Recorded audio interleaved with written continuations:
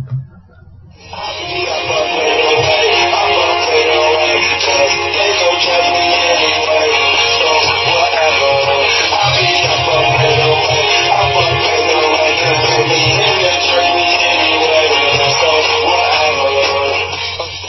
everybody, welcome back to Up, Up, and Away, a comic book movie review and news podcast. My name is Joe Gilpin. I'm joined here as always by my brother, Matt. How are you today, Matt? Good. Wonderful. We're also joined, as we are from time to time, by our lovely and wonderful sister, Melissa Gilpin. How are you, Melissa? I'm good. How are you guys? Doing well. Thank you for asking.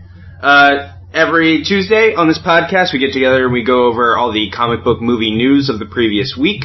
Every Saturday, we review all the current TV shows, what's going on, all the superhero TV shows. But on Friday episodes like this, we get together, watch a classic comic book movie, and discuss it in excruciating amounts of detail. Today, we are starting with the X-Men franchise of the 2000s, a monumental comic book franchise. Absolutely. The movie franchise especially. This is coming off the heels of such movies as Blade, and it's certainly heavily influenced by movies like The Matrix, but it was really a pioneer in a lot of ways for the comic book genre that we see today. So I'm really excited that we got to watch it, and we're going to get to talk about it. Some of these people are still playing these roles. They are. Oh, yeah. No, it's weird. It's like when you realize that, like, the guys who invented this genre in comic books are still alive. Like, we're very early into comic book movies as a genre. We've only had one Wolverine. Yeah, we're not even talking about, like, Stan Lee. Yeah, exactly. We just barely have two Cyclopses. Mm-hmm. Like, we barely, I mean, Yeah. Yeah, it's like when you realize the history of cinema is like 100 years old. Yeah, exactly. Yeah. So today, we're going to break into the 2000s X-Men. Okay. The year 2000, the movie X-Men. I will read you off some of the baseball card stats. Sure. The movie was directed, of course, by Bryan Singer. Sure. He does a lot of these. He's heavily involved in the X-Men universe. Yes. Yeah, but before this, he was a pretty prestige-y kind of director. He had done the Usual Suspects and Apt Pupil. Yeah, he a very capable director. It was very clear that they wanted to go a lot more adult with this. A lot of the decisions in this movie are made to modernize and make these movies as adult as possible. They wanted to go in a very different direction from the superhero movies that had been going on before this, which I think, Batman and Robin, I think, had been the biggest one, aside from Blade, prior to this. Yeah, and so, because of that, we get a reaction where things start to go grittier. This is kind of maybe a bridge between Batman and Robin and the Nolan franchise of Batmans. Yeah, I'm not sure you could get to the Nolans if you didn't have movies like this and like the Sam Raimi Spider-Man. That's a really good observation. Spider-Man? Where are we going on that? Spider-Mans? Spider-Mans. Okay. There's only one Spider-Man, so... Yeah, that's true. Spider-Mans. Until he turns into a two-faced jerk in the third one. We already talked about that movie, Joe. Let's not talk about it again. I wanna. Let's just talk about that movie every week. Let's just have this be the Spider-Man 3 podcast. The screenplay was from David Hayter. I don't know who that is. And the story was written by... If only there was some way to find out. I could click on his name. There's a hyperlink, but I'm not going to. The story was written by Bryan Singer and Tom DeSanto. Cool. So, do you know when this movie was released? The day? 9/11? No, it is a... I know I probably saw it on that day. It's a marker... You might not have. It's a marker calendar day. But it might not be for our July 4th? I don't know. July 14th. Hey, my birthday! Yeah, we probably did see it on that day. Yeah, I was turning 10 years old. Yeah. No kidding. So that was your 10th birthday? No, I remember I was at the beach. That's right. When I turned 10 years old with another family. And so, you want to guess the Rotten Tomatoes score? I'm going to guess that this movie did pretty well. I'm going to guess it got above 80%. I'm going to guess it's got 84%. No. I'm going to guess, like, a 78. Ooh, God, you guys split the difference. It's 81. Hey, no kidding. I went too high, you went too low. Yeah. As is per usual. I think I agree with 81. Yeah, that's right. I think that's a good... Yeah, I think that hovers we're all right in the right ballpark, yeah. Yeah. This movie, I was pleasantly surprised with how good this movie was. I was expecting it to be a lot drier than it was. That was my memory of it, but it was The pacing, it was very well produced, well shot. Very well edited, yeah. Yeah, very well edited. The running time was 104 minutes. Wow. That sounds about right. Yeah. So, you want to hop right into it? I would. I don't think there's anything else we need to get into. Did we guess how much it made? Yeah, let's do budget and revenue. Sure. Do you have that? Yeah, I do. We can do that. The budget was $75 million. Okay, and I think I know this movie did real well. Oh, yeah. I'm gonna go with this movie made $200. More. 350. Lower. Just tell us. 296.3. No shit, $300 million movie. Yeah. Good for them. Yeah, in the early 2000s, that's a good chunk. That is a good chunk. That's like $8 billion today. Yeah, that's like... In this hellscape we live in. In our post-apocalypse, yeah. Yeah. The Thunderdome, that is the new law. Mm-hmm. Yeah. So, let's hop right in. It's our beat-by-beat breakdown of X-Men. 1944 is where this movie starts. We start with a speech. Yes, we start with the Xavier speech about mutation in humanity. Yeah. And about how every now and then another leap happens in human evolution. Mm-hmm. Which I guess is accurate. And then we get that sweet early 2000s genome opening. Right. As was Class at the time. Yeah, those openings bugged the hell out of me. It was the coolest thing, but we we still have to deal with it now with every X-Men opening. Yep. Yeah. Even with this year's Apocalypse. They should just do a Friends style thing. All of them opening umbrellas. And like sitting in like a big fountain. So he gives some little spiel about humanity and whatnot. Sure. Mm-hmm. And then going back in time to 1944, which is something that comic book movies never did. No, this is the first real attempt to place one of these movies in the real world. Yeah, it opens up in a Germany-occupied Poland. Yeah. In World War II. In a concentration camp. Yeah, this is the Holocaust. Yeah. Like straight up. They're all wearing their little sheriff stars. Oh my god. Yeah. That's saying it. Hey, I wasn't the one who made that, originally said that. Yeah. We see little Eric Lencher.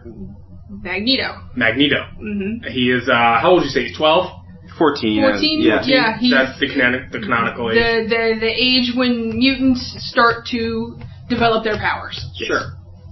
And he is being separated from his parents, his mother and father. Right. Yes. They're being taken somewhere into a work camp. Yeah. Okay. Yeah. And he is also being taken somewhere. Mm-hmm. And we learn later where he is taken in a different movie. Yeah. We'll touch on that when we get to that movie. And in 3 years.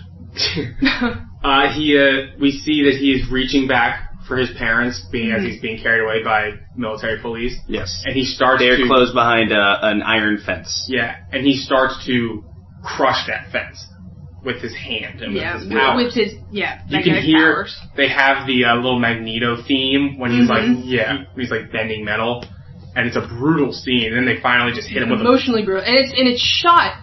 I mean, it looks like any movie about the Holocaust. It's shot gorgeously. I was going to say, sorry, you can go. Yeah, I mean, you can tell that this is why they got a director like Bryan Singer, somebody who has, I mean, I think he had been nominated for an Oscar, at least for, if not for directing, for writing.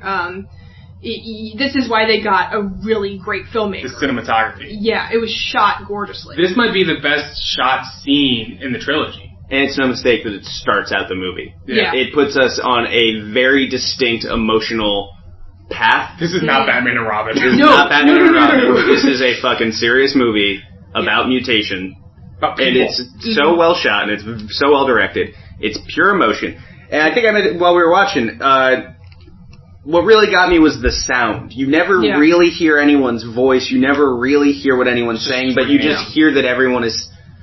things are being said, but you can never quite pick out what they are. And it drives home this sense of confusion and quiet, dull panic. Mm-hmm. And it's really intense. And the kid who plays Eric Lencher does a fantastic job. Yeah, and his mother, too. Yes. Yeah. I mean, Bryan Singer got the most out of those people. Yeah. And so we now have Magneto. Yeah, and you think for what it is, a kid, discovering that he has superhero powers. Yeah. That's wild that the scene plays as strongly as it does. And it also, and I mentioned this as we were watching it, it also, introducing something as intense as the Holocaust into a superhero movie also introduces the idea of moral evolution. Yes. Talk on that. Speak on that. What do you mean by that? What do I mean by moral evolution? Yeah.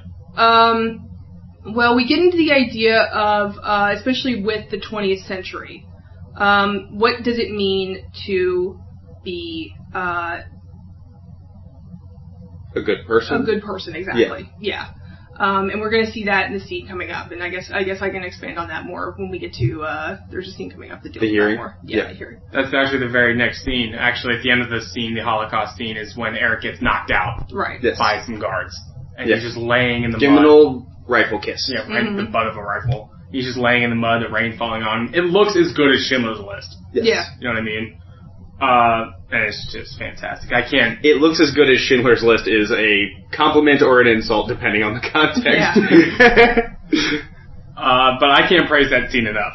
So, we see that some time has passed, decades later. We see that U.S. Senator Robert Kelly is attempting to pass a Mutant Registration Act. Yes. In Congress. And that's or was the Mississippi scene before? The Mississippi scene was next. Next we get Rogue Scene. You're going off of the Wikipedia entry, yeah. I'm guessing. The next scene we get is a girl named Marie down in Mississippi. She's with her boyfriend. She is with her boyfriend, and they share their first kiss. During their first kiss. Meant to assume it's their first kiss. Meant to assume, at least a kiss. Yeah. Something activates, her powers activate, and he falls unconscious. He falls unconscious, has a seizure. Yeah. And her parents come up, everybody's really freaked out, and there's just a very intense confusion around everything that's going on. A panic. No one knows what's going on. Does it work to set that next to the Holocaust? To contrast the emergence of powers? Yeah. One is certainly stronger than the other. Yeah, you have an intensity with this extreme banality. I mean, that's it. It could not be more. It could be out of Gilmore Girls. It could be out of any TV show. I mean, don't talk shit about Gilmore Girls. I'm not talking shit about Gilmore Girls. I've never seen an episode of Gilmore Girls. It's about the Holocaust. Well, I mean, you can make a case that maybe what they were trying to say is that this is something. It's not just something that happens to people who are in extreme circumstances. Exactly. This is something that cuts across, all strata of people. I was going to say that you have to cut it back down, otherwise you're going to be at this 10 level the entire time, and you're going to have to live up to that. And you just can't do it. If you jump right from Holocaust to modern day congressional hearing, you are on a path that you are going to have to live up to this whole movie. Yeah. And you cannot have a slow moment. Eric can basically be like, so what was your Holocaust? Yeah. Right. So how'd you guys get your powers? Mm-hmm. Really? Right. Kissing. Right. The next scene is the Capitol. Yes. Right. Where we see that Jean Grey, we have her first Famke Janssen appearance. She's giving a speech in front of the Senate, and they are discussing a newly proposed mutant registration law. Hell yeah. They see that Professor Charles Xavier is there. Yeah. Played, of course, by Patrick Stewart.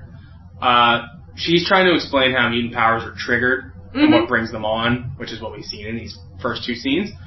And Robert Kelly, the senator, interrupts her and is basically saying she is not addressing the issue in question, is that are mutants dangerous?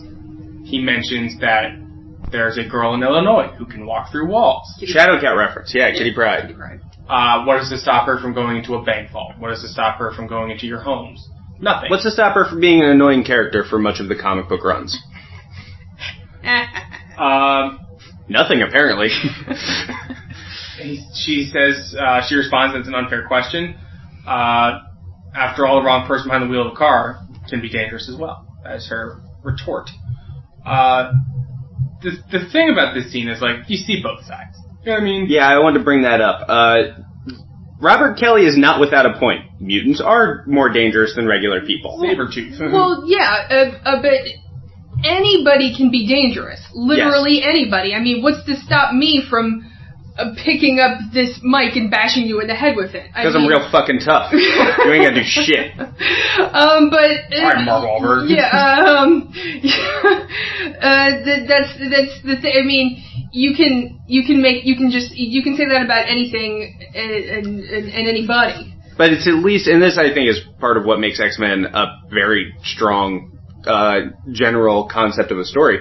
It's understandable for humans to be freaked out. Sure. I get that there would be a lot of people freaked out that suddenly there's just mutants with all these crazy powers running around. Yeah. If they society isn't going to just accept that. Right. But society barely accepts black people. And then that reaction, With Kate's episode coming soon. And then that reaction, honestly creates, a counter reaction, which sure. And the Magnetos of the world. The Magnetos of the world, exactly.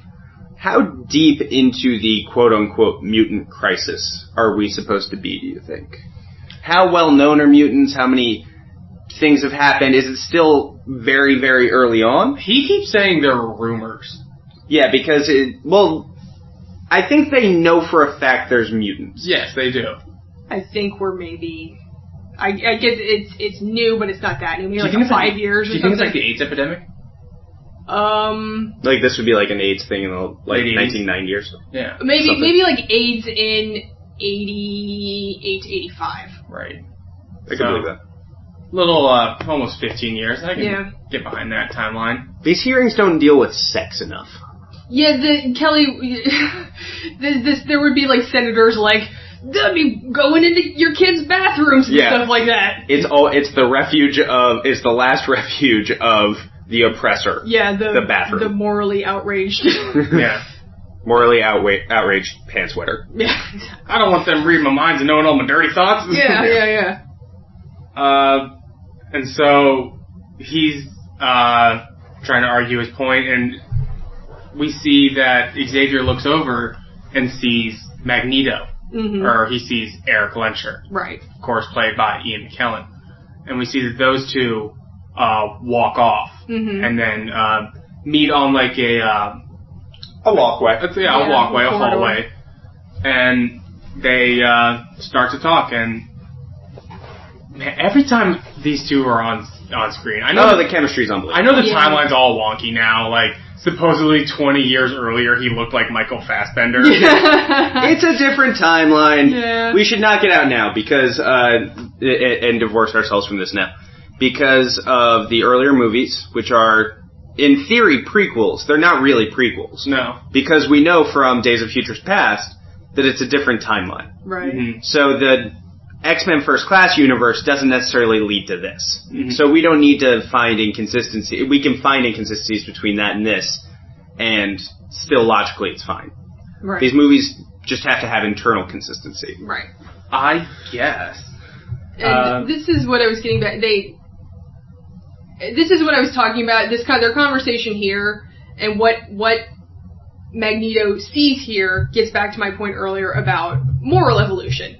What he sees here is basically what he is seeing is that humanity, and which he is nominally included in, has not changed whatsoever. It's the same as it's ever been. Some 50, 60 years has passed, and it's all the same. They're still about to get locked back up into camps. Exactly. And branded with. Exactly. Interesting that they took it in that direction, because to me mutants have always been the strongest metaphor for homosexuality, obviously. Yeah. With the ability to pass for most of them, and with the onset at puberty. Right. Although there's argument about that as well. Yeah. The thing that I always look to when I see the X-Men, especially when you see Xavier and Magneto talking like this, when they are having their contrast of differences, sure, I see Martin Luther King and Malcolm X. Sure, which is it's what they're based on. Mm-hmm. Yeah. Xavier wants hope, and that's going to come up later. Eric just wants to be left alone. He wants separatism. Right. Where Xavier wants cohabitation. You're never going to one-for-one it with anything, and Yeah. you don't want that as a piece of literature. Sure. Right. Yeah, you box yourself in. Exactly. And there's even a line that says, in the movie where Xavier says, you need hope. Mm-hmm. You need to trust the humans. And Magneto, the great line, I will bring you hope. It's a great line. Yeah. It's like, He is a man of action, and not of hearings. He said, I only ask for one thing in return. Don't get in my way.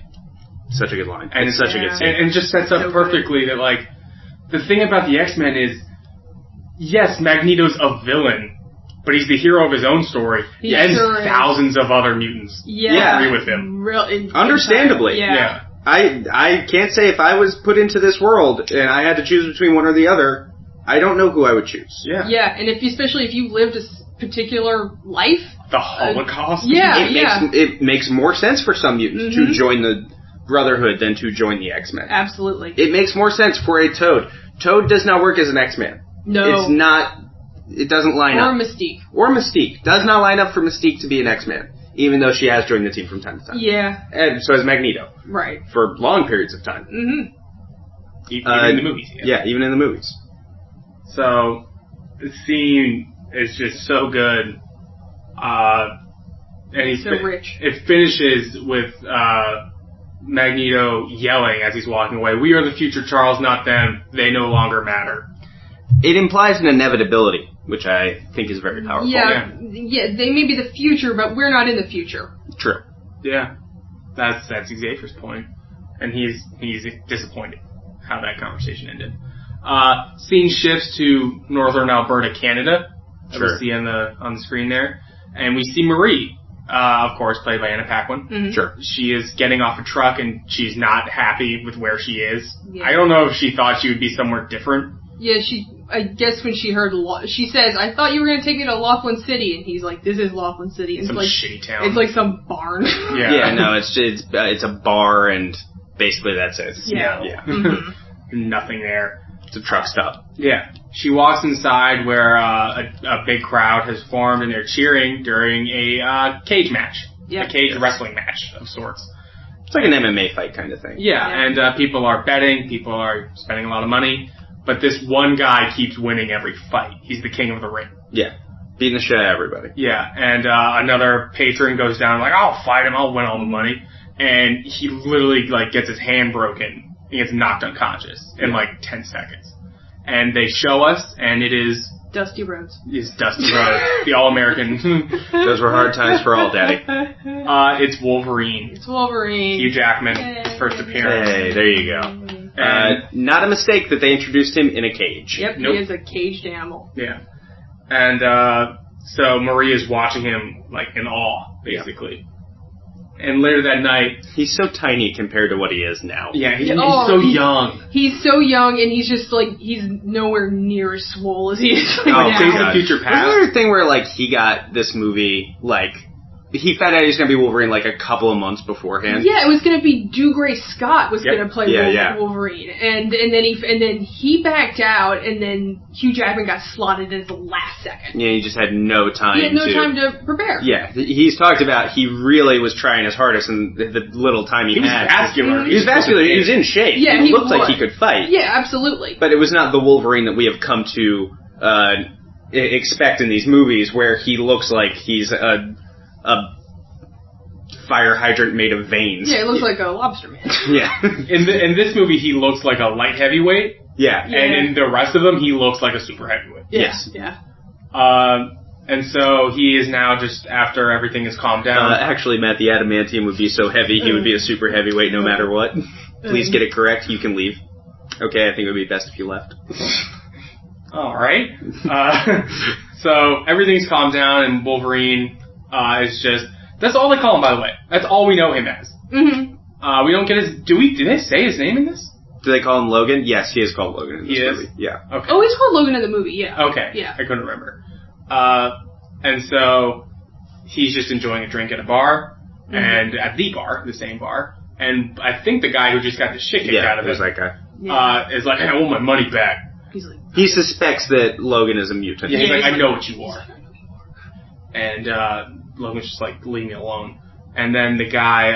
the guy's like, do you really want to do this? Or Wolverine. You really want to make this happen? Yeah. You really want to bring this up now? Yeah. What's your end game best here? move here, guy? Yeah. If I am... Yeah. Let's say you're wrong. Yeah. And you're wrong. Let's say you're right. You're still gonna get wronged. Exactly. Yeah. We also see on the TV at the bar, all the world leaders are going to meet in New York. Yes. Ellis Island. Sprinkling that in for later. Yeah. So yeah, a little taste of the goodness right there. Oh boy. And the guy pulls out a knife, and Marie screams. She goes, look out! Yeah, she goes, oh, look out! And Wolverine turns around and pulls out his claws, puts them to the dude's throat. Yeah. Hell yeah. Threatens him. And the bartender pulls out a good shotgun. It's like, get out of my bar, freak. And Wolverine incapacitates the gun, and then just bails. At this point, we are left to believe that fear and mistrust of mutants is pretty much universal. Yes. Especially among Hicks. I don't believe in this movie we ever see a human who is on the mutants' side. No. We don't see a ton of humans to begin with. It's pretty much these guys, Senator Kelly, and extras. Nobody who would have an opinion. But we never get the other side of humanity, which I think is interesting. And, and there's not even those kind of, that in real life there's just people who are like, I want to meet an alien, Yeah. People who write to serial killers. Yeah, exactly. I mean, and mutants are way cooler than that. Yeah, honestly. Hello, Charles Manson. How are you? I'm doing well. How do you begin a letter to a serial killer? Is there a form template? Is there a little word thing where the paperclip pops up? Yeah. I see you're writing to Charles Manson. Don't forget to mention Catskill. We see that Wolverine leaves. He gets into his little Winnebago. Yeah. And just leaves. He looks like, at this point, do you remember that Mystery Science Theater movie, Final Sacrifice, Roused Hour? Yeah. He's very roused hour. Why do you have a bobblehead of Don Shula? Takes it down real quick. Embarrassed. This is so inside baseball right now. Yeah. People have no idea what we're talking about. No, but the right people know. The right people. Okay. There's 3 people who are like... We're like, yeah, Roused Hour. Whatever, how much it costs, I'll pay for it. And so, later on, Wolverine, he's driving his truck, and he notices there's something in the back. He stops, gets out and checks, and he finds Marie hiding there. She must have been freezing, by the way. Oh my god. God, the Canadian... That's a Canadian Arctic, right? Yeah. Close. Close enough to call it. Yeah. Nobody would question your story. Yeah. No. She apologizes and just says that she wanted a ride, but she's probably scared of him. Sure. She's also now identifying herself as Rogue. Yeah, she's like, I'm Rogue. I'm Rogue. He's like, that's stupid. Yeah. I mean, basically, is what he says. 2 questions. 1, why did she change her name? I guess to not be tracked? She's different. Yeah, she's, She just feels like so much of a different person that she doesn't feel like she's Marie anymore? Both. Yeah, and she doesn't want to be, I think she... Just doesn't want to be tracked down? Yeah. 2, why go with the name Rogue, where it's very obvious? She is literally Rogue. She is a rogue person. Yeah. Because that was my thought when she said it, when she said, I'm Rogue. I was like, oh, because she's literally Rogue right now. Oh, she's gone rogue. She can see Russia from her house. That's right. That's That's why she's going to Alaska. Yeah. How did she get all the way up there? She went from Mississippi to She just caught rats. Just hitching? Yeah, I know, just but caught rats. I hope she was okay. Well, I think she can handle herself. Well, that's true, yeah. Zap. I'm driving now. That dude thought weird stuff. Christ. So... That dude was the Zodiac Killer. How about that? So, the two are having a good old time, just riding around in the northern Alberta wilderness. And, she asks him a bunch of questions and just starts pissing him off. And she does. Which is classic Wolverine. Yeah. And she's like, does your claws hurt? You should wear a seatbelt. And just shit like that. And, then a tree falls in their path and, they crash. And Wolverine goes flying out of his windshield because he wasn't wearing a seatbelt like a dumbass. So, Wolverine has a broken neck. Yes. He's all fucked up. I would like if he was more broken. He just kind of stands up and crinks his neck a couple of times. I would have liked maybe a backwards arm or something. I wonder if that was like a limitation of CGI at the time. Yeah. Also, he has an adamantium skeleton. Oh, yeah, yeah. I just realized now that I say, like, well, he can't break his bones. Yeah, that's right. True. The... Then how did he crack his neck? Maybe it's just out of alignment. Yeah. I don't know. We should probably not look too deep into that. He walks back. Every time there's a scene like that in the movie, it just has a picture of Bryan Singer in the corner shrugging. Don't look too close. Sorry. They need that for, like, Back to the Future. Just, like, Marty in the corner, like, whatever. Listen, you're watching a movie. He's walking back to the truck and asks her if she's alright. She says she is stuck. And then out of nowhere, Wolverine gets attacked by Sabretooth.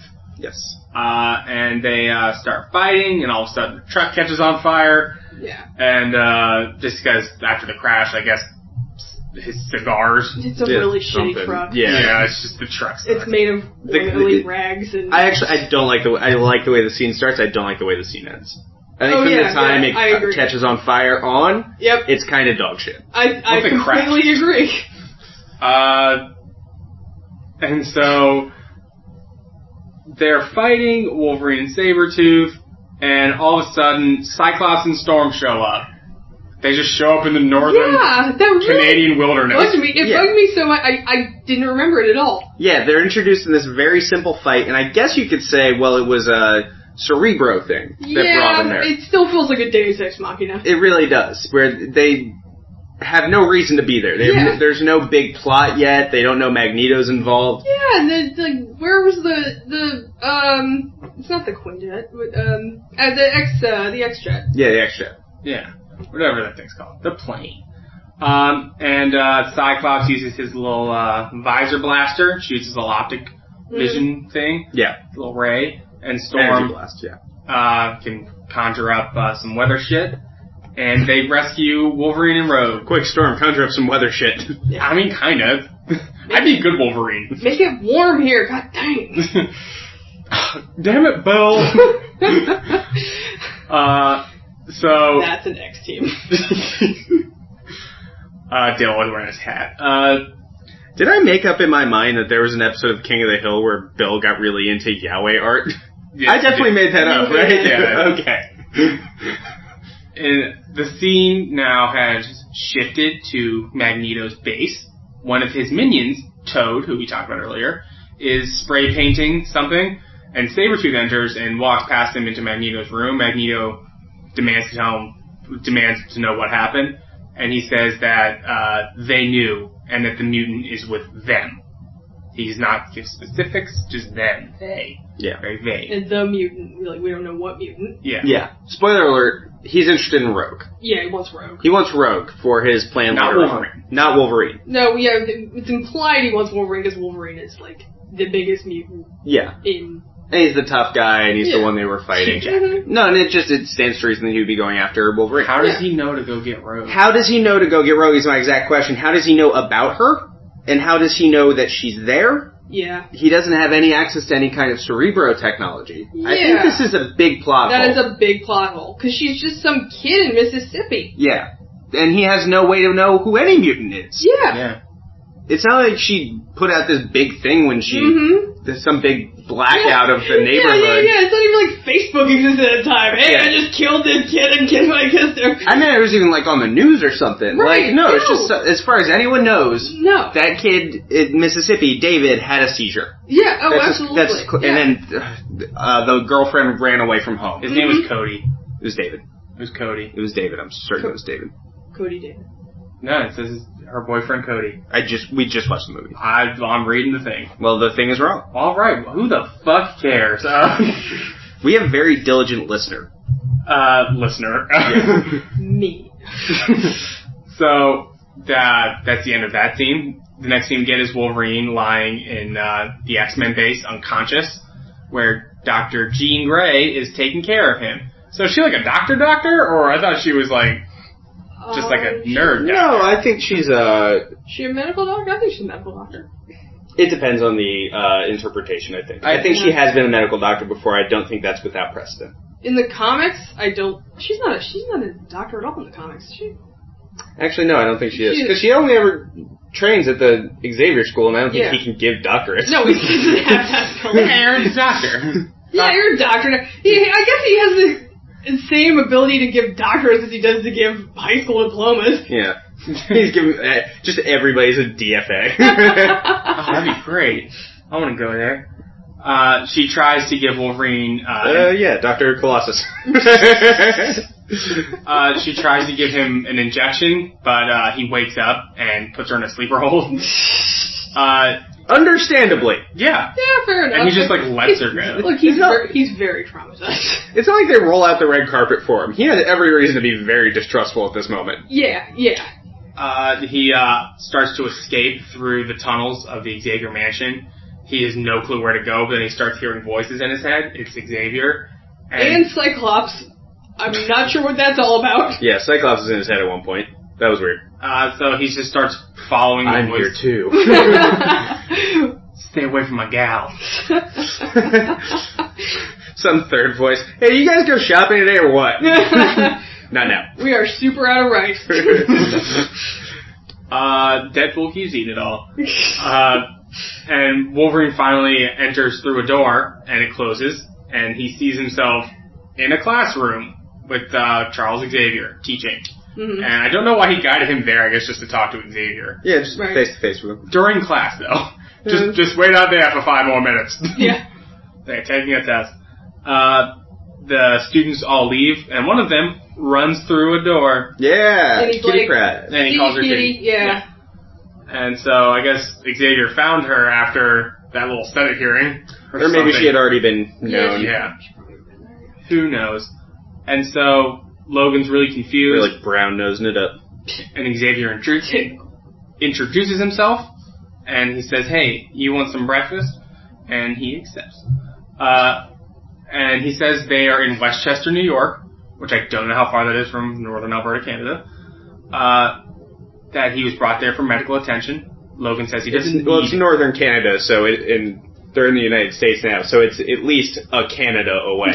Yeah, but I mean, Westchester's right near Canada. But they went from northern Canada all the way to the northern U.S. But it's not as far as, Texas. Westchester's supposed to be just, it's just north of New York City. It's so... Alright, a couple hours out, drive from Canada. Sure. Yeah, yeah. They're nowhere near the border. Okay. See that he was brought there for medical attention. Logan doesn't want medical attention, and he just asks where is Rogue because he was worried about her. That's the person he feels he has to protect. Yes. He's like, she's there, and we actually see her. She's in class. Yes. Already. Yeah. Why is she in class? It's at best case scenario, it's the next day. Yeah, exactly. And she's already enrolled in this school and taking classes. Yeah. And she's totally fine. I think that's a problem in the movie. Where she has no emotional problem settling into this new school. Right.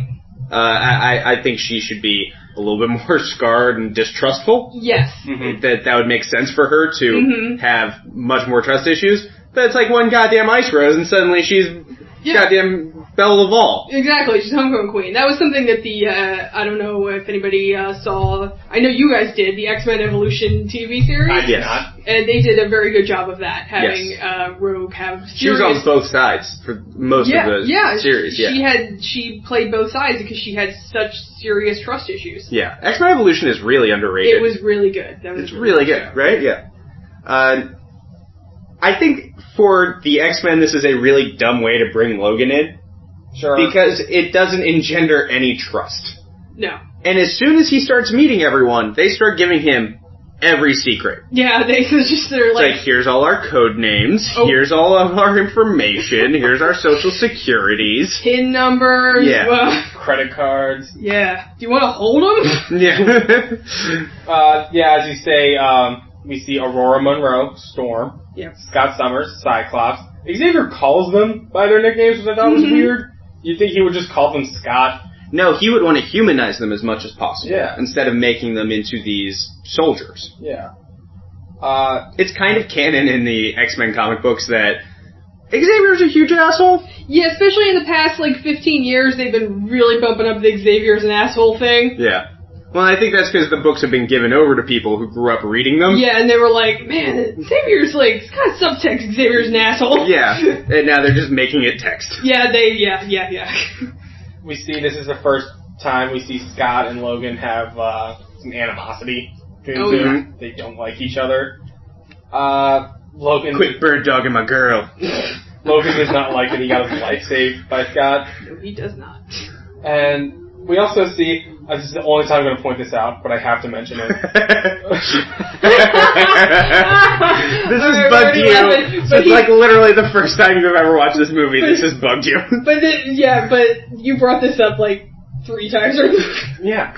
They like show Logan around the compound. Yeah, this is like the tour of the compound. It's Like, look, everybody's training, everybody's having a good time. It's like safe space. Some kids are running across the top of water. Mm-hmm. Yeah. Some kids are... Look at what a nice school this is. Yeah, and then a bunch of kids are playing, like, a pickup basketball game. As you would. As you would. There's some hoops up there. Xavier... Hooping it up. Xavier had hoop dreams before he went paralyzed. He plays murder ball there. He's got a league. Thursday nights, I have the court. And we see this kid, he's got the ball... And he passes it, and teleports, receives the ball, passes it again, teleports again, and scores a basket. That's traveling. That little kid is such a cheater. Have you submitted this for IMDb Goose yet? No, but I might. No, such bullshit. Listen, man, no ref, no foul. No rules in the concrete jungle, kid. Hey, man, like...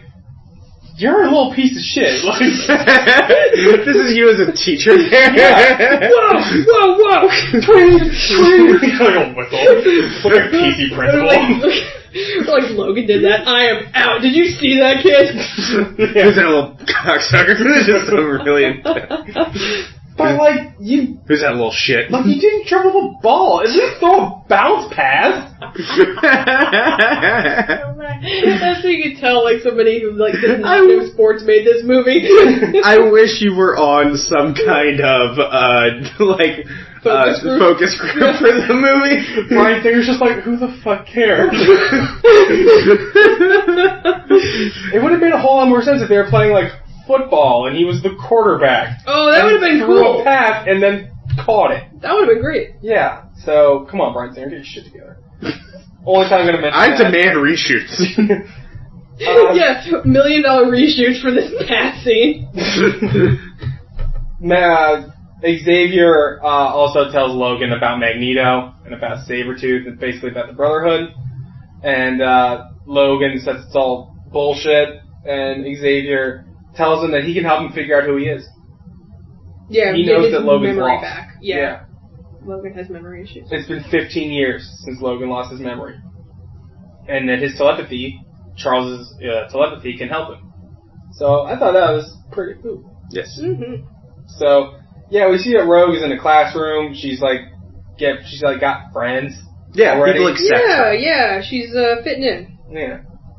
And she also said there her name is Rogue. Yeah. That's who she is now. Mm-hmm. So, good for you, Rogue. Xavier's also telling Logan that this is the best place for Rogue, even though her parents don't know she's there. What do they think happened to their daughter? She's right. She's a missing person. Mm. I think that's... That would be interesting to explore at some point. Yeah. They never will, but it would have been. No. So... Maybe somewhere in X2 when they're maybe meeting like they threw her out. Maybe they threw her out, yeah. That would be... She left. I mean, there's no way to know. Yeah. So Xavier finally offers Logan a deal. He has 48 hours to discover why Magneto was after him in exchange to help him uncovering his forgotten past. So... There's the conceit. There you go. Right. And we also, the jet is called the Blackbird. That's... it's good we corrected that. We would get a letter. Yeah, I would send a letter myself. Full of anthrax. Deserve it. So we see that an anti-mutant crowd cheers. The scene has shifted. They're cheering at Senator Kelly as he gets out of his limousine into a helicopter. He thinks of himself as a hero. Yeah. Mm-hmm. Which I think makes him an effective character. Yeah.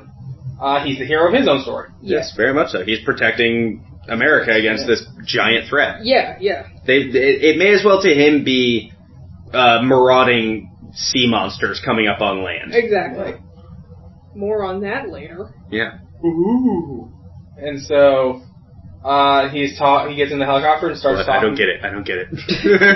He starts talking to his aide, Henry Gyrich, and they're talking about the UN summit, knowing that the whole world will be watching, because that's going to be a big deal. It's going to be on Ellis Island, which is poetic. Sure.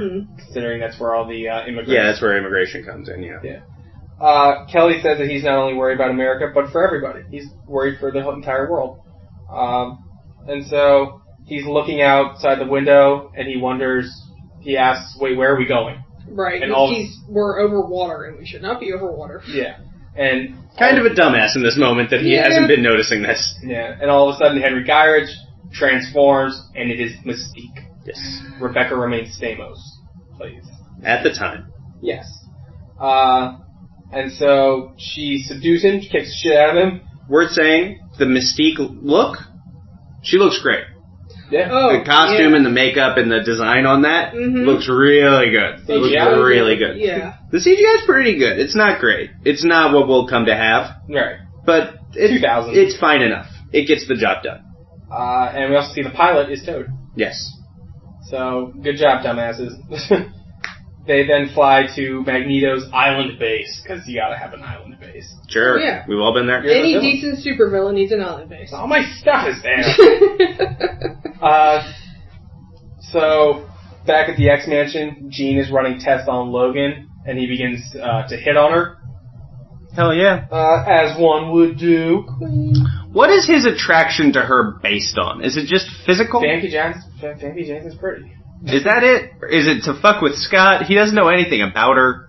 I'm just not sure why he's attracted to her. Other than they have a relationship in the comics. I think it's... quote-unquote relationship. I think just chemistry. You just meet somebody and then... Just down to clown? Yeah. Too hot to handle, cold to hold? Yeah, just sometimes you meet somebody and... No, that's not true. So... As the genes people say that. That's never once been the case for me. It's like, oh, well, me and this person, obviously. The test that Jean ran on Logan, they come back, and she determines or learns that he is an adamantium skeleton. So that his skeleton is metal, essentially. Yes, it's unbreakable metal. Yeah. And he has an unparalleled healing factor. Yes. Well, I'm getting to that. Aurora, Scott, Xavier are all there, and Scott asks the professor, he says, why does Magneto want this guy? And that's when Xavier says, I'm not so sure it was Wolverine that he wanted. We can get back to this later, I think, because this will come into play later. We'll get back to this moment later. Alrighty. Back to Magneto's base, we see that Senator Kelly is bound to a chair. Mystique, Sabretooth, Toad are all standing there, and all of a sudden, Magneto unveils his machine. And this is a little bit confusing, watching this, because they just, have this big machine. Yeah, they just have this big, intense, world-breaking machine. Right. That can do whatever, and it's never explained who set that up, who engineered this. Yeah, no, it's never... Is this the first test of this? Yeah, it's... I think it's another plot hole about where did this machine come from. Right. You just have to accept that, okay, Magneto has this. Yeah.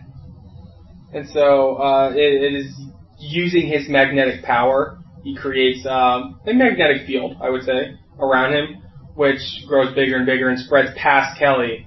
And maybe we're meant to believe it's some kind of Magneto version of Cerebro?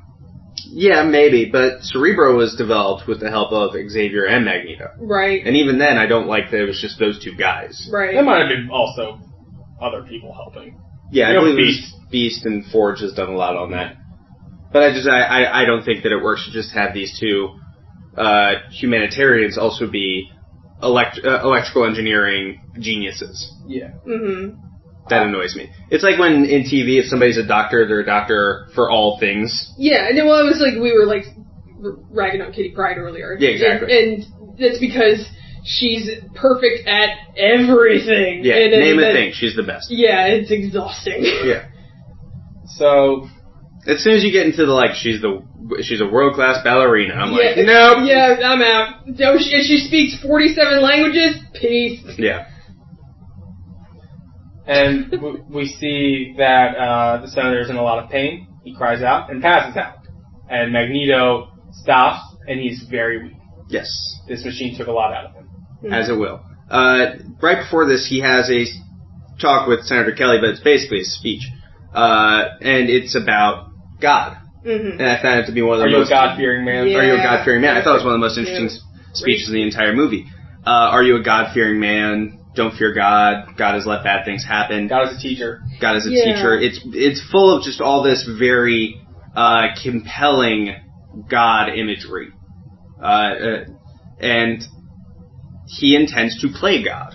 Mm-hmm. He thinks this is the role of God, is to bring about the inevitable change of mutants. He said God works too slow. God works too slow, exactly. Yeah, I wish I knew more. And so he's going to work.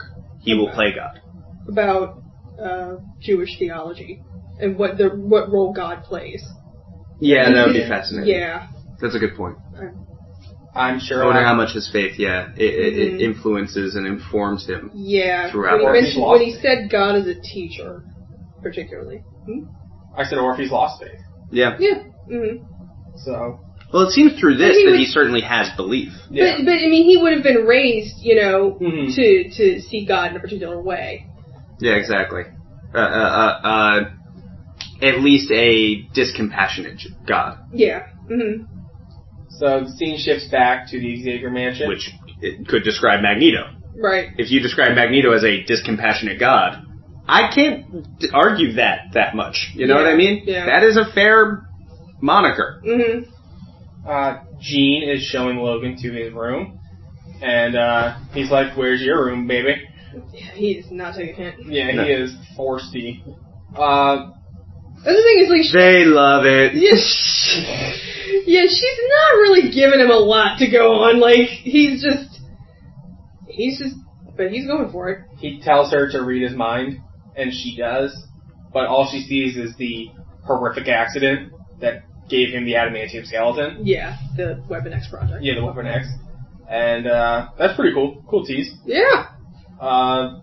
Then Scott enters and is like, "What's going on?" And Jean leaves, and those two, they taunt each other. Mm-hmm. And they're just like, "Oh, you're a dick.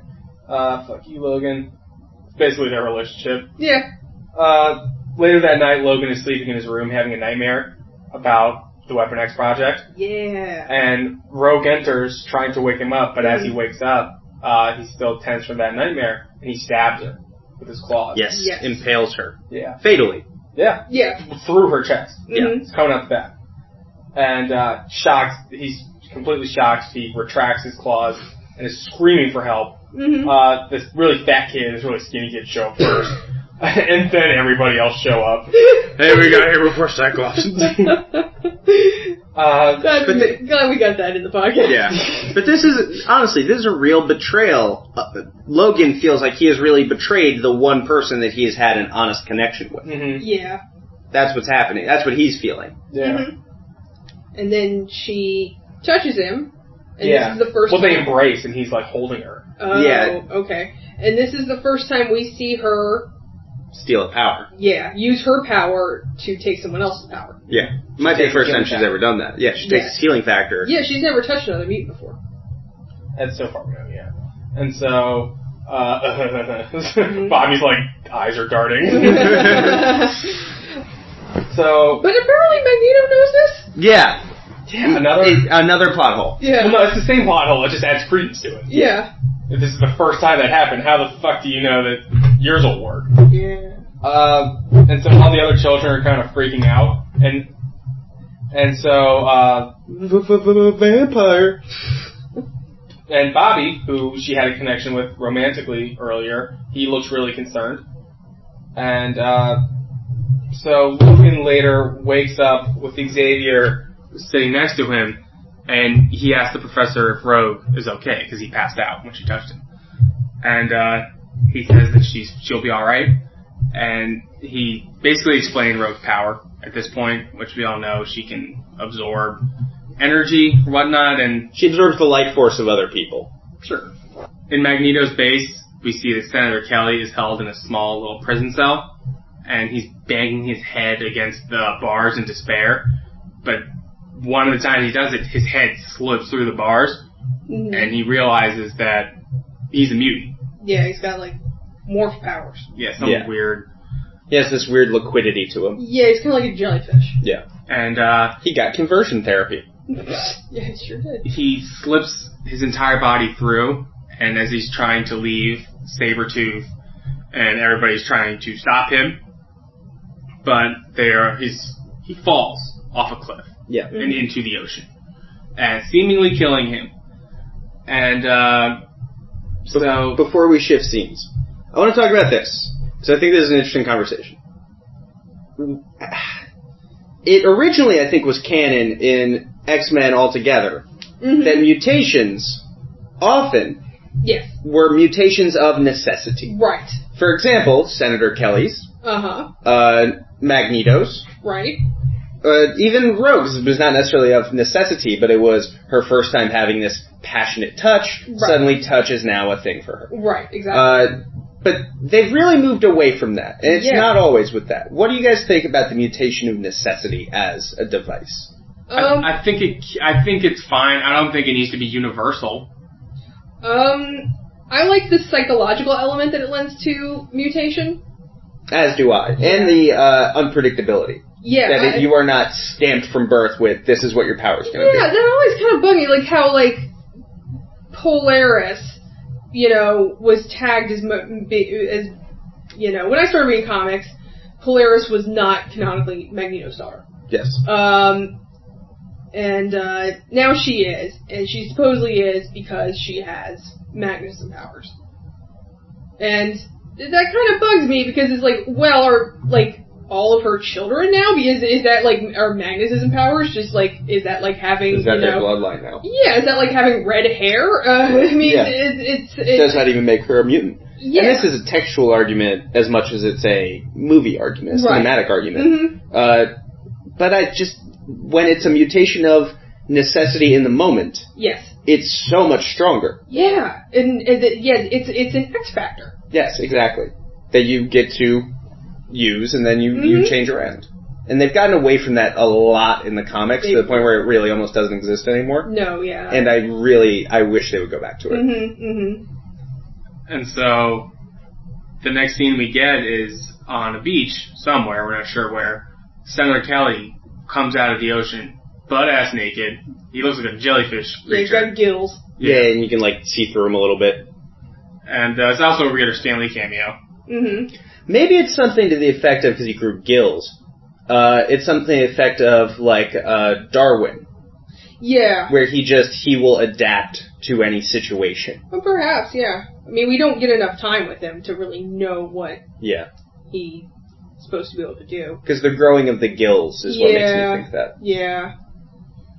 We see that he notices a news report about the approaching UN summit, so he grabs some clothes and leaves. Back to Xavier's schoolyard, Rogue is sitting on a bench, and she's very distraught still about what happened. And Bobby comes up, Bobby, of course, being Iceman. He is basically saying, like, what did you do, Rogue? Xavier's pissed, everybody's freaked out. Yeah, he's really reading the riot act. Yeah. And so she's trying to defend herself, but she feels that she's such a fuck up. Yeah, she feels like she's ruined this, another... Yeah, she's a mutant among mutants. Yeah. And, so she gets up, leaves, and because he basically tells her, you need to leave. Yeah, you should go. Yeah. Everyone wants you to go. Yeah. And she does. Yeah. And then as she leaves... And that's the end of the movie. Yeah. Credits roll. As she leaves, his eyes glow yellow. It's Mystique. Yeah, it's Mystique. It's Magneto. Yeah, I almost said it's Magneto. Yeah, it's Mystique. How did she know the right person to be? She is very in deep on the social dynamics going on at Xavier's school for their gifted youngsters. Yeah, she's really got an in on all their goings-ons. Yeah. So, in the next scene we get all the adults, basically Xavier, Cyclops, Logan. Aurora walks in, and Logan asks where Rogue is. And Xavier scans using his telepathy and finds that she is gone. He's not sure where she went. And so he goes into Cerebro, which we see for the first time. And he's able to track her to a train station not too far from the mansion. Probably should have guessed that she was there. It's kind of an obvious place. Yeah. Bus stop. She's at the bus stop. And so Logan leaves immediately to go find her. He takes the motorcycle. I don't know whose motorcycle that was. It's not Xavier's. I think it's Cyclops. Was it? Like later Yes. movies, we see like he's got shitload of motorcycles. Makes sense. And Xavier also sends Cyclops and Storm to go with him to cover his tail. And Logan just tears ass on this motorcycle. It's going like 200 miles an hour or something. I don't know why we needed that. Turboed this shit. It almost ripped his face off. Yeah. Wolverine. He goes to the train station and finds Rogue and sits next to her. And she says that everybody wanted me to leave, so I'm leaving. And he's like, that's total bullshit. And quick cut back to the mansion. Bobby is walking with his friends. And they walk past the elevator. All of a sudden, the elevator doors open. Another Bobby comes out. Yeah. I feel like that's where the reveal should have been. Yeah. Yeah, maybe. I don't know why. Or they just wanted to really make sure you knew it was not Bobby doing that. Yeah. Yeah, and also the Bobby walking by was like, I don't know, I was supposed to meet her for lunch. And Yeah, they really hammer it home. Let's go and kiss her. No. No. Probably not. We see that she breaks into Cerebro. Mystique does. She transforms into Professor Xavier, and she puts some sort of liquid into Cerebro. Yes, she corrupts the machine. Yeah. And all of a sudden, scene shifts back to the train station. And this again, Joe calls the boyfriend Cody. Still incorrect. All of a sudden, Magneto shows up. And Wolverine stands up to him. And he's just made of metal. Wolverine is, so Magneto just fucking... That's always been unfortunate for him, that he is made of the one thing he couldn't be made of. Yeah. Couldn't even be made out of plastic. And we see also Storm and Cyclops. Or love. Or, meat. Meats and bones. They've been attacked by Sabretooth and Toad. Yes. And so... At the train station. Big train station fight. Big battles. And, so... It's actually a pretty good fight scene. Yeah. As far as this movie goes, there's no real lags. I feel like the movie's paced awesome. They scatter the fights well.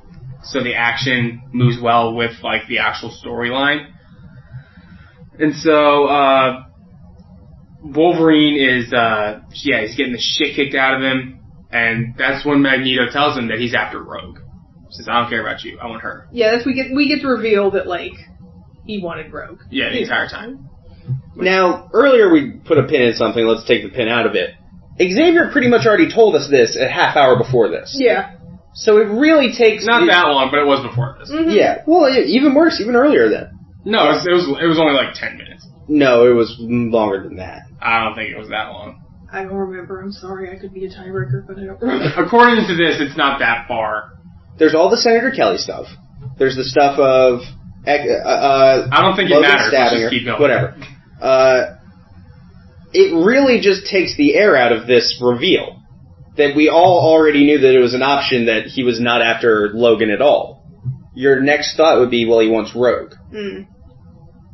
And the musical sting and the way it's shot, everything makes it seem like it's supposed to be this shocking twist. Mm. But it's not, because we were told about the twist in a very mundane way. The potential of it. Yeah, the potential of a twist. Earlier.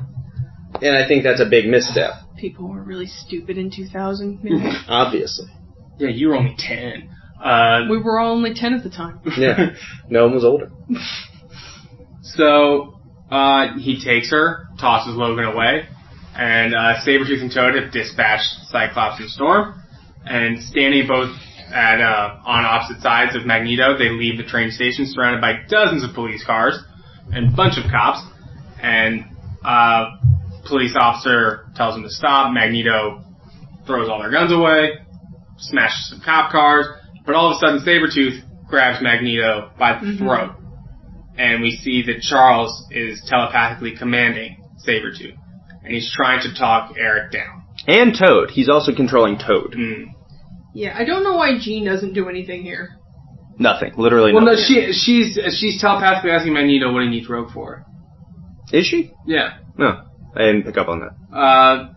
He is trying to convince Xavier that he's right, saying that if they pass the law, they're going to be chained with numbers burned to their foreheads. Right. Which, like, the Holocaust. Mm-hmm. Yeah.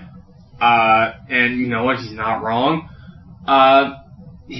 Charles doesn't know what to say, and so Magneto points a gun at the cop and fires it, but Charles does manage to stop that bullet. Right. So... No, I thought Magneto was holding it back Magneto himself. was holding it back. Oh, was he? Yeah.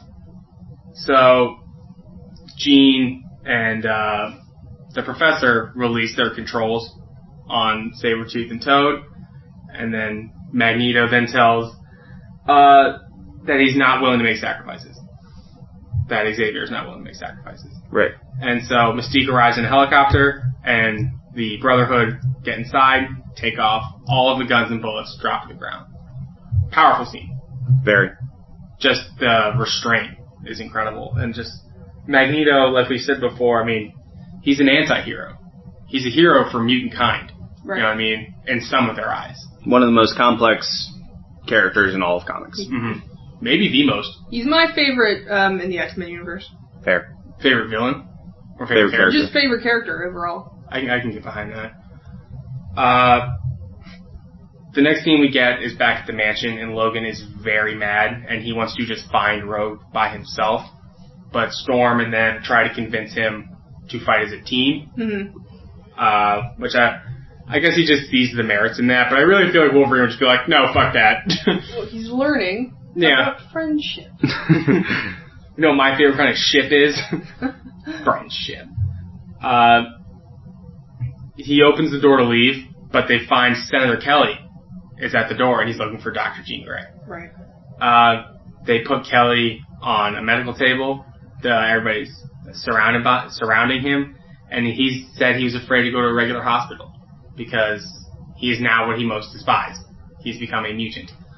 And he starts reading his mind, Xavier does, and finds that Magneto had some sort of machine and turned him into a mutant. Right. And he foresees that Magneto is going to try to do this again, but on a bigger scale. Right. So the next thing we get is still in the medical lab, but it's just Storm with Senator Kelly, and he dissolves, like in her arms, basically. She's on the table, yeah. Yeah, he just turns into water. His cells no longer stick together. Mm-hmm. And he just liquefies. Yeah.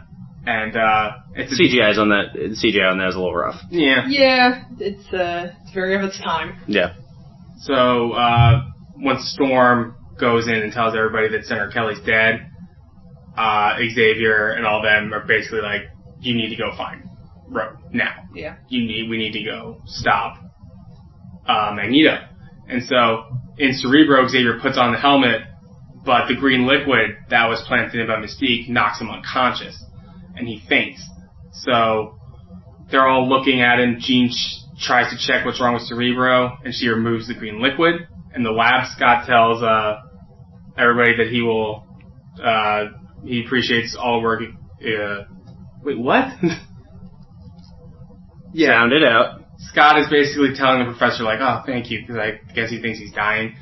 And he leaves the lab, and he sees that Jean is going into Cerebro to try and find Rogue. Mm-hmm. And so she collapses, and the door opens, so Scott enters. He holds Jean in his arm, begging her to give some sign that she's all right. Right. And she wakes up and tells him where Magneto is going. Right. She found him. Because she'd never done Cerebro before. Mm-mm. Right. She doubted that she had the necessary control to be able to manage Cerebro effectively. She feared for her safety. Yeah. The next scene we see is at the Statue of Liberty near Ellis Island, where Magneto, Toad, Mystique, Sabretooth all have Rogue captured, and they are setting up to use this device again. Magneto is going to use his power, or use Rogue's power, to use his power. Yeah, he's going to transfer magnetism into her, and then use her to make all this happen. She's going to die, but he'll be fine. Yeah. A necessary sacrifice. And so, Cyclops, Jean, Storm, Wolverine discuss their battle plan. They know what Magneto's going to try and do. He's going to try and turn all those senators at the UN Senate hearing into mutants. And so, they all leave in the Blackbird as all the students are like, whoa, cool. And it comes out through the basketball court. And I don't think it's this movie, but I think it is in X-Men 3, when it's very clear that the movie Deadpool used a shot of the Blackbird coming out of the school. I don't think it's this movie, but I still think it's funny that they had to recycle that shot just because they didn't have the money. Little tidbit there. And so, it is a stealth jet, too. Yes. But Magneto... It's not going to get picked up by anybody. Yeah, but Magneto notices it. Because he felt the change in the magnetic field. Right. I'm guessing. No, when they show up, no. It's because of the fog. Right. The fog that just rolls in. He's like, oh, Storm must be here. They're all here. Yeah. And so he tells Toad and Mystique to go after them. He orders Sabretooth to stay close to him because he will be at his weakness as she is. At his weakest when she is on the machine. So, it makes sense. Wolverine was too. The Blackbird lands, X-Men get out. Big fight scene. Mystique and Wolverine go at it. Toad and Storm are going at it. Pretty cool. Yeah. CGI actually holds up fairly well. Toad's a little wonky with his tongue and everything. Yeah. And some bad jokes thrown around. They try to get jokey, and a couple of them just didn't land. About like, keep your eye open, Cyclops. Mystique, she transforms into her regular self to fight Wolverine. She's her blue self. She isn't pretending to be anyone at this point. And setting his visor on low, Cyborg is able to help... Cyclops. That's Cyborg. Cyclops is able to help Jean, who got attacked by Toad. She had like some shit thrown up on her. Yeah. I don't know how to explain that further. That's because she was suffocating. Toad gunk. Yeah. Storm takes out Toad with a lightning strike. Yes. With that terrible line. Yes, with the famous line, do you know what happens to a toad when it gets hit by lightning? The same thing that happens to everything else. Which, famous, Joss Whedon got really mad at her reading, but why would you give that line to Storm? She's gonna say, of course she's gonna say it like that she's a weather goddess. Yeah. And Storm walks up to Logan, and she says, is it you? And he says, yeah, but it's not you, and stabs her. Yeah. And it was Mystique. It was Mystique. Yeah, it was a great subversion of expectation because we had just seen Storm. Yeah. And that was somebody that she hadn't turned into before. Yeah, and he used his senses, I think. He sniffed her out. That's been canon in the comics for a long time, that she can't change her scent, and Wolverine can always tell who Mystique is. Yeah. And I think that's been a pain in the ass for him sometimes. When they want her to be secretly someone, but he's also there. Yeah, it's hard to write around. Yeah. Like in The Walking Dead, how Robert Kirkman is like, I should have never cut that fucking guy's hand off. Yeah. It's been the biggest pain in the ass ever since. The X-Men make their way up to where Magneto was, but they all get trapped. He uses metal to trap them against a wall. Yeah. And they're physically jailed. Yeah. Logan is floating in the air, gets pinned to the wall, and Scott is trying to blast everything, but he can't, and now he is facing Jean, so he can't use his eye beams anymore. Yeah, he can't even open his eyes, or he will decapitate the love of his life. Yeah. Been there. Haven't we all? So Magneto floats down and aims Logan's hands to his chest, preventing him from popping his claws. Sabretooth joins the party and removes... Hat akimbo. He's the one who actually takes Scott's visor off, forcing him to close his eyes. And Scott tells Storm to fry him, literally. But at this point Magneto says, probably not a good idea, because it's a huge conductive thing, we'll all fry. You know what I mean? Right. So, the UN summit has started, people are starting to give speeches. Magneto is trying to contact Mystique, but she does not respond. Jean is trying to convince Magneto out of his plan, He's telling him that she has seen Senator Kelly. And Magneto he's pleased that the senator survived the fall and they swam to shore and that his machine works.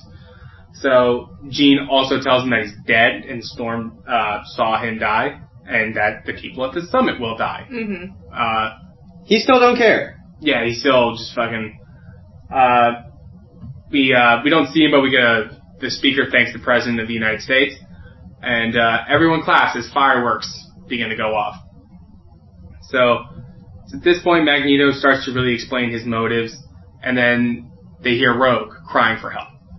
And so Wolverine tells him that if he was really so righteous, it would have been him in the machine, not Rogue. Yeah. Like, if you really believed if you really believed you for something this much, you'd be willing to sacrifice for it. Right.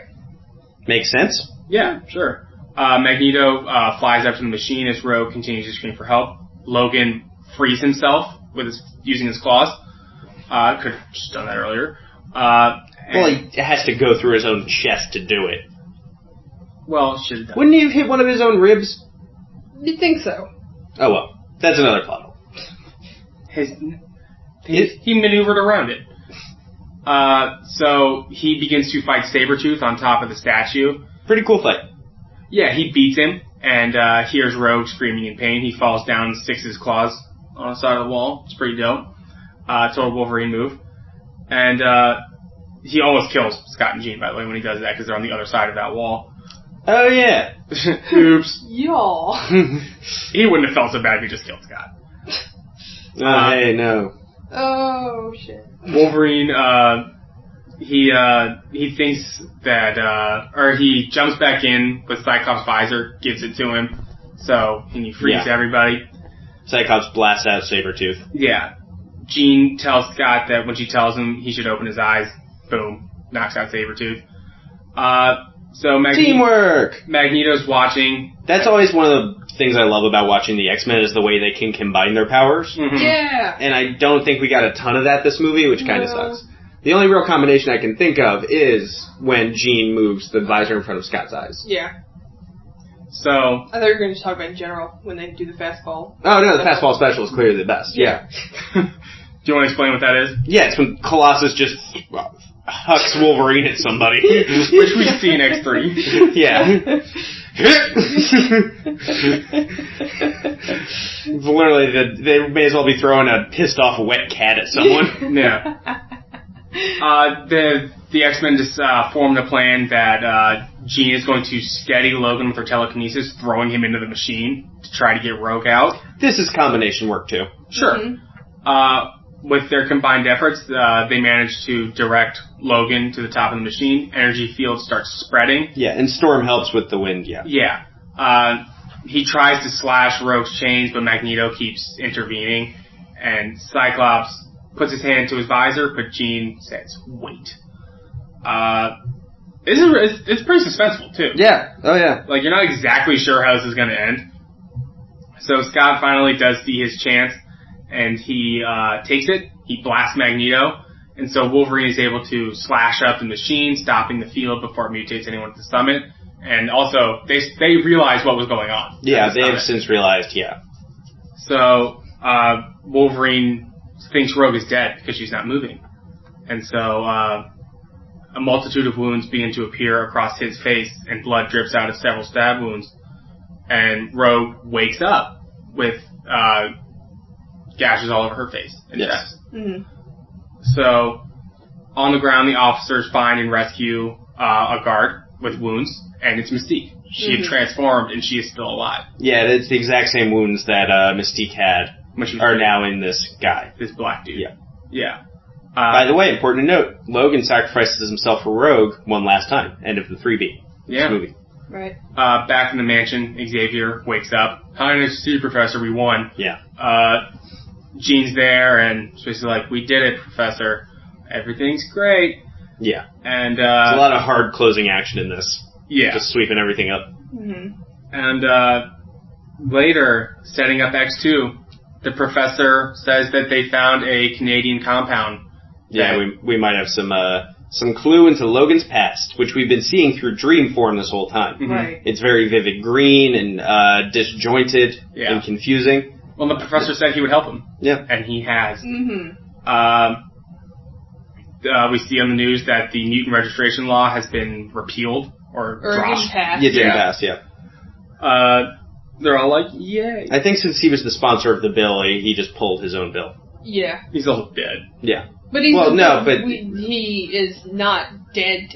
Right, yes, yeah. Mystique is playing Senator Robert Kelly now. Yeah. To have a mutant advocate now in the Senate. Right. Mm-hmm. And the movie basically ends with in a plastic jail cell where Magneto is being held, and him and Xavier are playing a game of chess. Yes, as they will continue to do till the end of time. Yeah. In a metaphorical sense. We see them playing chess a lot. Yeah. In a lot of movies. It's a good metaphor. Yeah. So a little on the nose, but I like it. Yeah. And it lets them talk a whole lot. So that is the movie, X-Men 2000. It's a heavy final battle. X-Men 2000. X-Men 2000, like that's the name of the thing. This is a great movie. Yeah. This was really good. I was really surprised how much I love this movie. Yeah, again. me too. I can't believe. I assumed it was bullshit. Yeah, I assumed it was going to be some early 2000s leather suit. I thought it was going to be a lot like the Sam Raimi 2002 Spider-Man. Yeah, which me was too. not good. Yeah. Going back and watching, it's not a good movie. Not really, not at all. This is. Yeah, this is strong. It's got a lot of great themes, and it's highly intelligent. The performances really are fantastic. Strong performances. I mean, Ian McKellan and Patrick Stewart are leading this bad boy. Yeah. It's gorgeously shot. Yeah. Just the production alone is the production incredible. value is so high. Everybody always points to X2 as the bar, and I haven't seen that movie in a while. I saw X2 not that long ago. I think it drags in parts. I think this is stronger. Well, we're going to see next week because we do rate and rank these movies. As of right now, it's number one. This one, clearly. I am not going to be here next week. You're not going to be here next week. You will be away from us, so it's just going to be Matt and I. That's right. So, do you want to go ahead and say, since you saw X2 fairly recently? Yeah, and maybe I'll rewatch it, but as of today, I will put X-Men and X2 in that order. 1 and 2, yeah. Do you feel comfortable putting X3 at the bottom yes, already? Yes, I do. Melissa already has her ranking. So there are diminishing returns to Melissa for the X-Men franchise. Yep. For you and I, Matt. What's up, dog? We need to rank this movie. We already did. It's it's first and last. We need to rate this movie. And Melissa, you can do this too. On a scale of, we go 1 to 5, right? Yeah, a scale of 1 to 5. 4. You're going to rate this a 4? Melissa, what do you rate this? That sounds perfect. I also agree. This is a 4 out of 5. 80% on Rotten Tomatoes, 81% Rotten Tomatoes, 4 out of 5. It really is just, it's a 4 out of 5 That's movie. a B. Yeah. That's a B. This movie is a... I want to give it like a strong, between a B and a B+, yeah. Yeah. This movie's getting an 86%. I was going to say 84%. Yeah. We don't have to argue. Well, I'd say B+ is 85 and up. Yeah. Yeah. So, we are left, let's talk about the characters a little bit. And the performances. Let's start with Patrick Stewart as Professor Xavier. Well, bang. Patrick Stewart, what's great about him now is he's doing kind of some bullshit. He's on American Dad. Oh, no, yeah. Oh, you mean just he's kind of him as an actor. Yeah, he's just having fun. Yeah. He's doing he was in that Weed movie, I forget what, he played like a stoner old man. Yeah. And he's having a lot of fun. Yeah, he's on that Star show. I can't remember Extras? the name of it. No. It's, no. You can Google it. We'll figure it out. But he's having a lot of fun these days. He's going to be in Logan. He is going to be in Logan. It might be his last Professor Xavier performance. You think? Yes. Without a doubt. I think it's a send-off for him, too. I think it's a send-off for the Bryan Singer universe altogether. Could be. Yeah, probably. Could be a send-off for the entire Fox universe. I mean, honestly. Because they have Deadpool. And they could just pull Deadpool in the MCU. Possible. So, Patrick Stewart... If there's ever been a character that's easy to fold in the MCU, it's Deadpool. Oh my god, yeah. You just walk him in there. Yeah, literally. You just walk him in there and say, he has one line about, I'm in the MCU now. And he can literally say that and continue as you were. So, he's playing Professor Xavier in this movie. And, I mean, you can't ask for more. He did well. He was not given a lot of nuance. No. I'll say. He plays one note the whole movie of hopeful optimist. We of course have seen all of his roles as Professor Xavier. This isn't his best one. This is not his best role. He also doesn't do a lot to show when he is using his powers. No, sure. he just goes... He doesn't even put the hand up to his head. Not even do that? No, he just kind of like leans forward a little bit sometimes, and sometimes it's not even that. Oh. And I don't like that.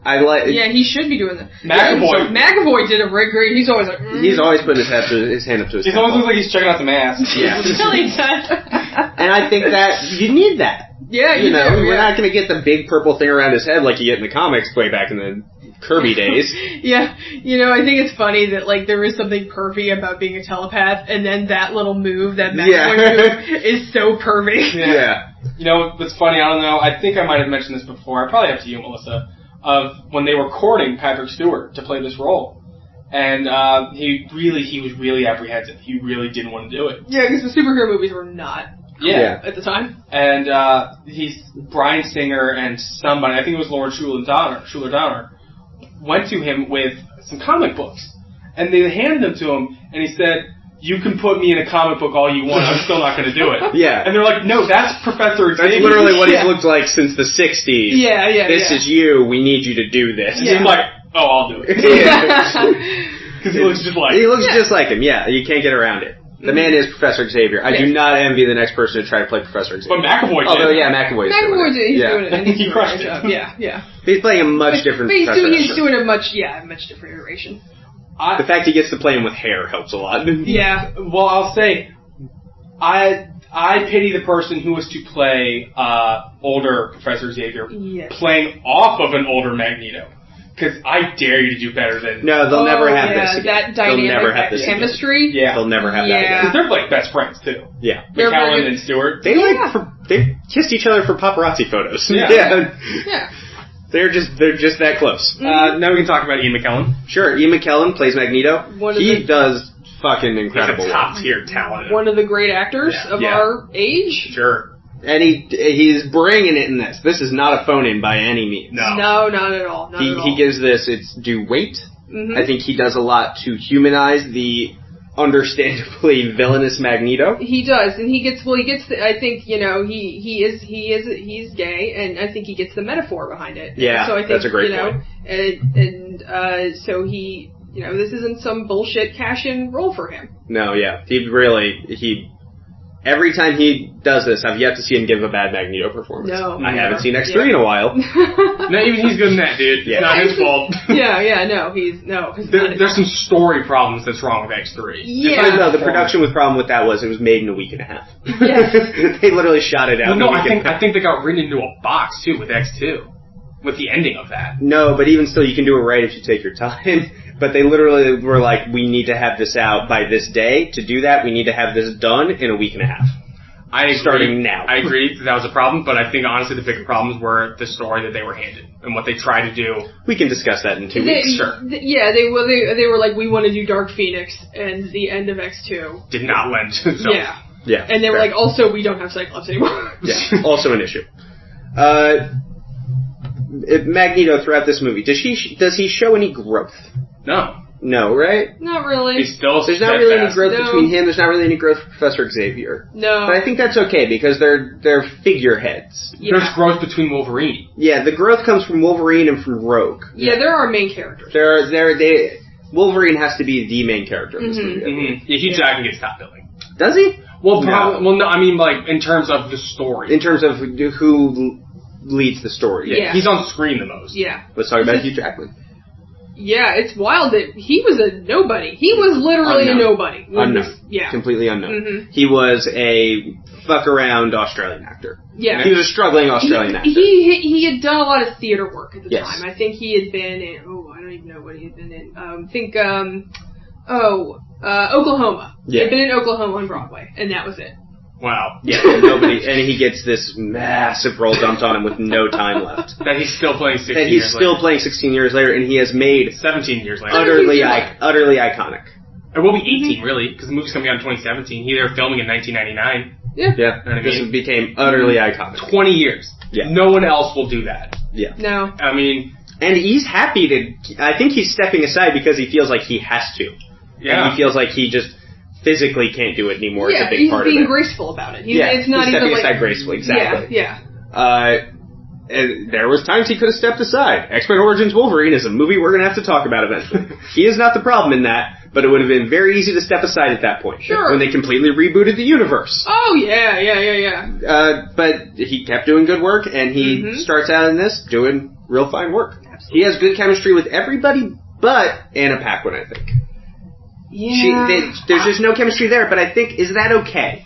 Because of who Rogue is, and because of who Logan is. I will say, I don't think that was on purpose. I think you're trying to give that more credit than they're trying to... Well, have. I mean... Yeah. I just don't think Anna Paquin's that great of an actress. Yeah, she's not good, right? She's very flat. Yeah. And this is coming from somebody who watched, 3/4 of True Blood. Yeah.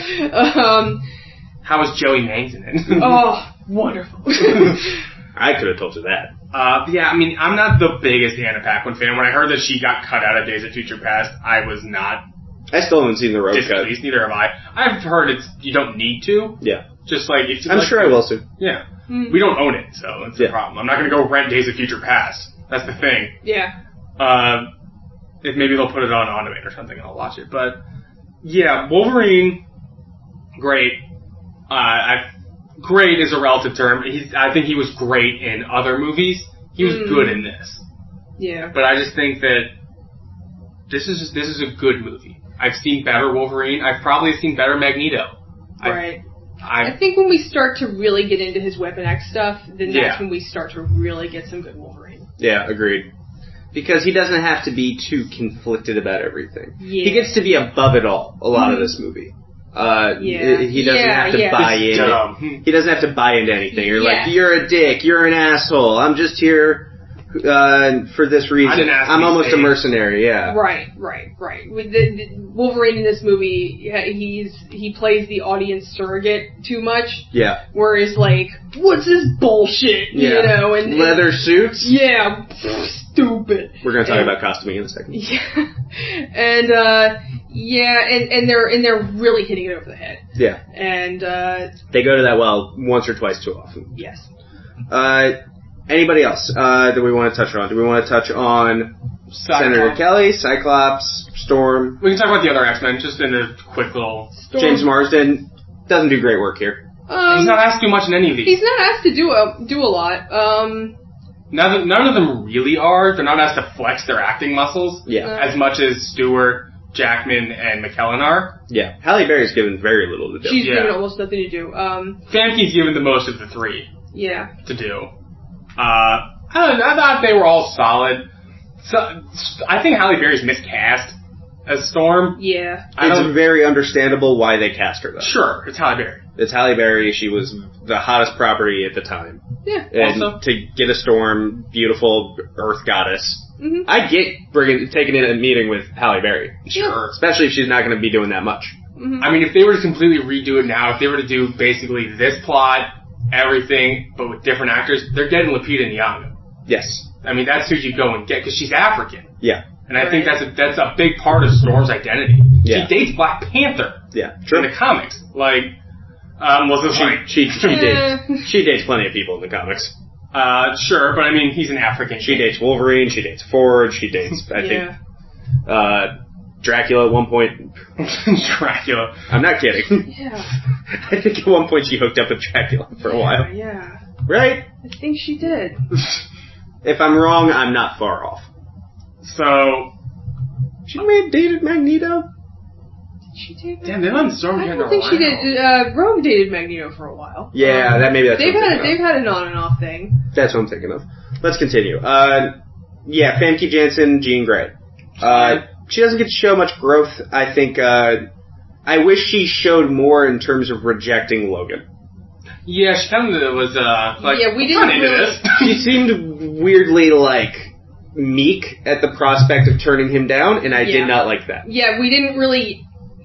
I didn't know what she felt. She was just it was. I didn't get a strong enough beat on it. And I didn't even know why she felt nothing. Is it because you don't feel anything for this guy? Is it because this has happened to you before and you're just over this situation altogether? Is it you don't want to completely turn him off because you know Xavier wants to keep this guy around? Is it because you feel conflicted? Right, exactly. I know that we won't be able to do this movie for a while, mainly because it just came out on Blu-ray. But X-Men Apocalypse, also touched on a first meeting between Jean Grey and a rabid Wolverine. Yes. And that came with a lot of criticism because it seemed almost people cried pedophilia when that came out. She was very young. He's very old.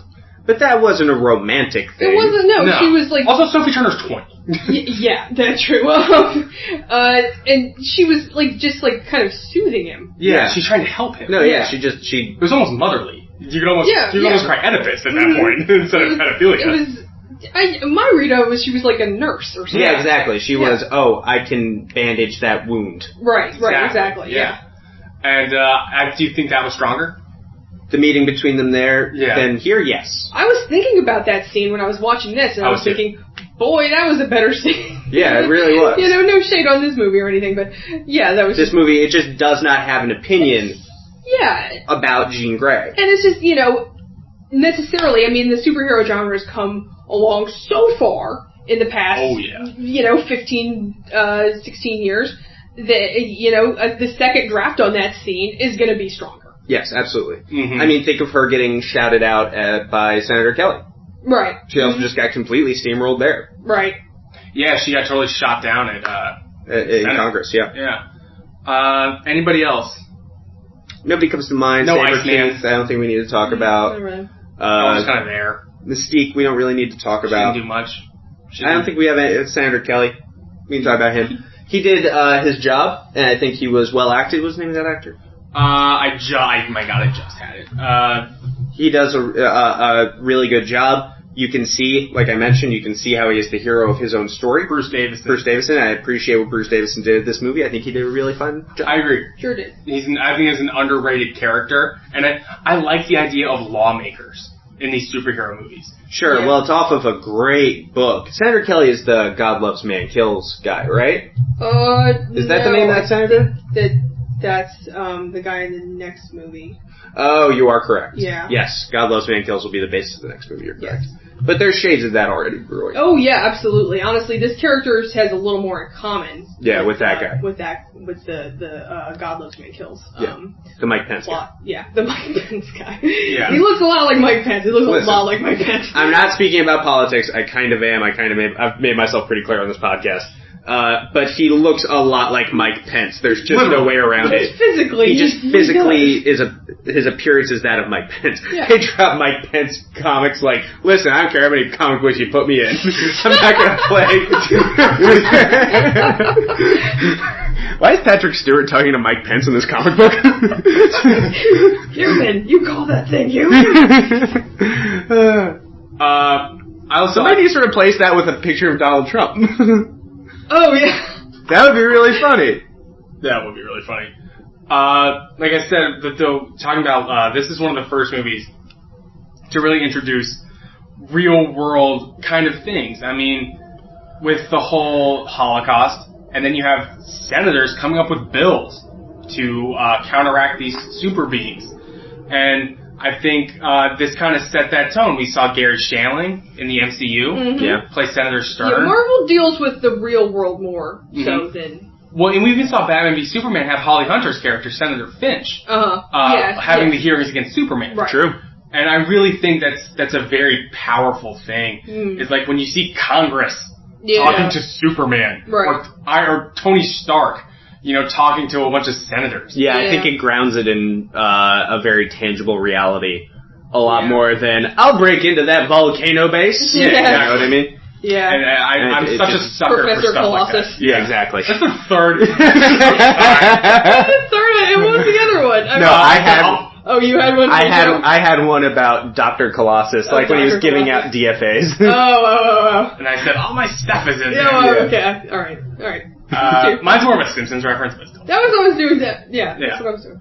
Okay. I'm a sucker for real world, like Senator so-and-so. And this really did start that. Right. It very much so, good job this movie. Good job, Bryan Singer. I'll give you credit for that. There's some shit I won't get you credit for, and it's that piece of shit 2006 movie you did. Yeah, I thought you were going to talk about the basketball traveling again. That too, but I just don't think he knows basketball. I guess the grandfather of that scene, of the senator character in this movie, would be Zod breaking into the president's office. Sure. In Superman 2. Sure. If you had to name anything. But even that's a little fantastical. Yeah, even Yeah, that's fantastical. that's a little silly. Maybe that's the grandfather of the Nightcrawler scene that begins the next movie. It really is. Yeah, it really is. It's very similar. So we'll talk about that movie. You asked. I was going to say that. So next week we're going to do X2. X2. Man, You can watch it. That Nightcrawler's my favorite. And you like Alan Cumming, too. I love it. Who knows? Maybe we'll hold it a week. Maybe we can put in another movie next week. Oh, you like a one-off? Like a one-off that we need to some doo-doo ass movie? Yeah, or just something that has no bearing in anything else. Like Hulk or something. Yeah, something. Yeah, that might be good, the Ang Lee Hulk. We'll figure it out. We don't own it. Yeah, we would have to rent it. So we'll figure that out. Stay tuned. By the time we do our episode on Tuesday, we'll have that figured out. Yeah. Matt, tell people how to get a hold of the podcast. You can find us on Facebook at facebook.com/UpUpAndAwayShow. We are on Twitter at UpUpAndAwayShow. We are on Instagram, UpUpAndAwayPodcast. And you can email the show. We are upupandawaypodcast@gmail.com. Hell yeah! For all of us here at Up and Away, we will see you guys soon back on the show. Up and Away. Which is the name of our podcast. By the way, it's not an IMDb festival.